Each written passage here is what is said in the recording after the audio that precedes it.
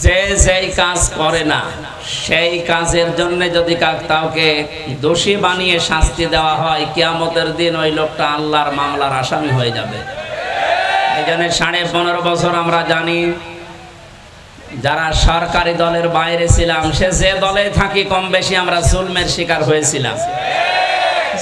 যারা এই জুলমের সাথে জড়িত, বাংলাদেশ জামাত ইসলামের শ্রদ্ধাভাজন আমির ডাক্তার শফিকুর রহমান ঘোষণা দিয়েছে, আমরা সাধারণ ক্ষমা করে দিলাম, কিন্তু যারা ভিকটিম, যাদের দ্বারা অত্যাচারিত হয়েছেন, আপনি নির্ধারিত করে তাদের নামে মামলা হামলা যা করবেন করেন, কিন্তু বাকি সাধারণ কোনো মানুষ যেন কষ্ট না পায়। এটা খুব গুরুত্বপূর্ণ একটা পয়েন্ট উনি দিয়েছেন আমাদের জন্য। আমরা যারা ইসলামী আন্দোলন করি, এদেশে ইসলাম কায়েম হোক, এটা আমরা যারা চাই, ওনার এই কথাকে মেনে নেওয়ার আহ্বান জানাচ্ছি। সাধারণ কোনো মানুষ যেন আপনার দ্বারা নির্যাতনের শিকার না হয়। রব্বুল আলামিন বলেন ভালো কাজ কোনটা, এবার শোন।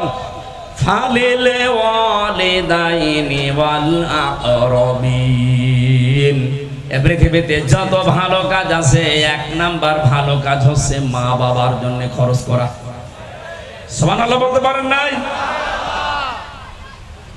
আজ অনেকে চলে যাচ্ছে সে সিলেটে, সেই বরিশালে, চট্টগ্রামে।